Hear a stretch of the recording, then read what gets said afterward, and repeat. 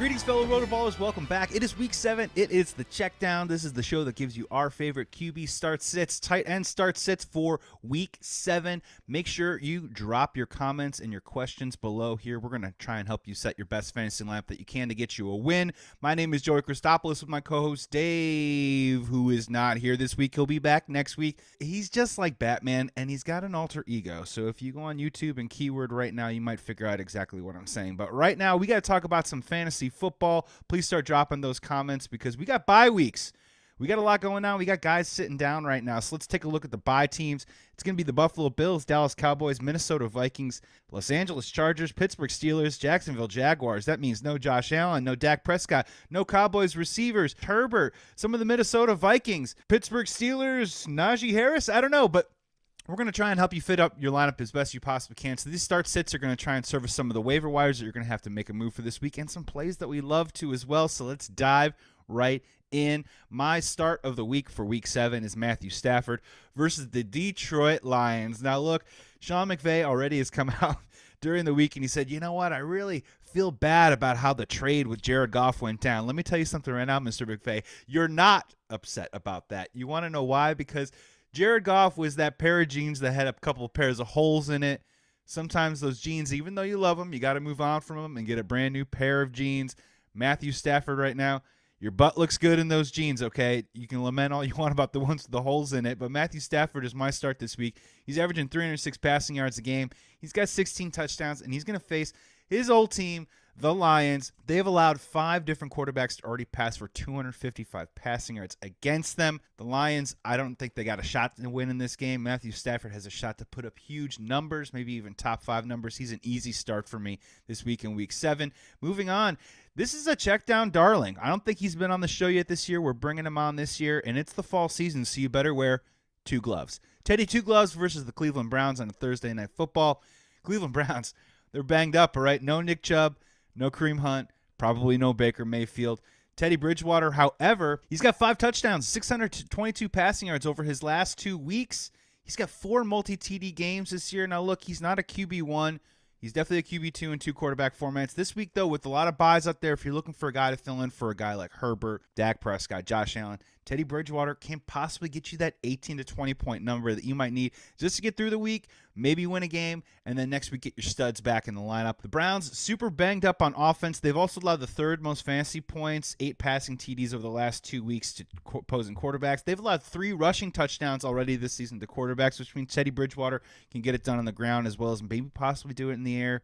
He's not going to go crazy, but he's definitely worth a start in my eyes. The next start of the week is, I can't believe I'm saying this. And this is the kind of guy that, you know what, maybe at first glance you're like, hey, maybe I will have a piece of that candy, but if you have too much of them, it's going to make you sick. And this is Carson Wentz against the San Francisco 49ers. 49ers allow the 11th most fantasy points to opposing quarterbacks. And Carson Wentz quietly, secretly, has multiple touchdowns in each of his last 3 games. He's averaging 257.5 passing yards a game this year. Again, not a guy that's probably going to get you elite numbers, but if you're looking for someone to fill in for this waiver wire this week, or maybe in a DFS tournament to probably get a really good price to get a really good number, Carson Wentz, I think, is the move this week against San Francisco. I think he can get you at least 2 scores, and you can sort of work it from there. Another streamer that I like just a little bit real quick, Mac Jones against the Jets. Look, I know he didn't throw a touchdown, and he only threw for 182 yards against them about a month ago. But Mac Jones slowly but surely is getting a little bit better week by week. The Jets aren't any good. They're allowing 10th the most fantasy points to opposing tight ends, and Mac Jones is starting to really incorporate Johnny Smith and more specifically Hunter Henry. So I definitely think that could possibly be a low-end streamer too as well if you're absolutely desperate. Let's go to our sits. QB sits for week 7. I'm going to start off. I'm going to go with Joe Burrow versus the Ravens. Now, look, this kind of is a bit of a contrarian play in my opinion. The Ravens on defense this year mostly have been feast or famine. I think for their defense, this could be a feast against Joe Burrow, and here's why. Now, look, here's the good stuff about Joe Burrow. He's got at least 2 touchdowns in every game this year so far. He's got 14 on the season. But this is also a division game. The Bengals are riding pretty high right now, but also the Ravens are 5-1, okay? They know how to scheme up. They know how to take down a young quarterback. I think they'll be able to get home on the Bengals' offensive line. The Bengals have only scored 3 points against the Ravens last year. I know that's not exactly the best sample size in the world, but could give you a possible hint for a Joe Burrow stinker in fantasy. I'm going to call it a hunch. I just don't think Burrow is a start. I think he's closer to a sit. He's been putting up good numbers. I get it. You're probably going to have to play him, especially with a lot of buys this week. I'm just saying prepare yourself that I don't really like his matchup against the Ravens. My next one, and look, this is a great matchup on paper, but Ryan Tannehill versus KC. Look, the Titans scored a lot of points last night, but you know who scored them for him? King Henry with 3 touchdowns and 104 yards against the Bills. Tannehill simply just hasn't really been getting it done. Only 6 passing touchdowns over his last 6 games. I get it. KC is a green light matchup, but I think it's more of hand the ball off to Derrick Henry and just keep putting up points. KC's actually been pretty decent against opposing wide receivers, allowing only the 22nd most fantasy points to that position. So Tannehill necessarily getting it in the hands of A.J. Brown and Julio Jones. I got to be honest, I'm not really seeing it. I'm not really seeing multiple touchdowns for Ryan Tannehill this week. It's not my favorite play. You might even be able to convince me to go Carson Wentz over Ryan Tannehill this week in week 7. I'm calling him a sit this week. And my final sit is Sam Darnold. Look, he's been on the check down. We've said start before, but this week he's a sit. He's got 6 interceptions in his last 3 games. He's only averaging 192 passing yards over his last 2. He's got 7 touchdowns, 7 interceptions for the season. It's regressed just a little bit here, and I know the Giants are allowing the 6th most fantasy points to opposing passers. I just don't think this is a strong matchup. This game could get really weird too as well. We're not sure Daniel Jones' status moving forward. We're not sure on Galladay's. Barkley looks like he might miss the game. This just looks like maybe 2 bad offenses banging their heads together. I don't know if the Panthers are going to be so inclined to pass the ball a ton, and Sam Darnold just hasn't really been getting it done. I just think until further notice, he's going to be a sit for me. You got to try and find some better options that are out there, even with the bye week. Sam Darnold, he's a sit for me in week 7 to round up our quarterback section. Let's move on to the tight ends, a spot that I have to be honest, the check down we were a little nervous about taking on to start the year, but now we're starting to feel pretty good about ourselves. We're starting to make some good picks, so let's keep it rolling. Let's go back to the Mike Gesicki trough here and throw him again against the Atlanta Falcons. The last 4 games, Mike Gesicki, 27 receptions for 301 yards, 1 touchdown. Tua had perhaps one of his better games as a starter in the NFL last week, and now he takes on a Falcons defense that can definitely be beat. I just like Gesicki for the timeshare right now. I think the dude's going to get the targets. Him and Jalen Waddle right now are by far the best fantasy options on that team. I think Gesicki can at least get you some receptions. I don't know if he's going to find you the end zone, but at least gives you that floor to work with from the tight end position. The next one out there, Ricky Seals-Jones versus Green Bay. Okay, now hear me out. Taylor Heinicke kind of falling off the map a little bit. Logan Thomas definitely hurt. But Green Bay allowing the 14th most fantasy points to opposing tight ends. Ricky Seals had 9 receptions for over 99 yards and 1 TD over his last 2 games.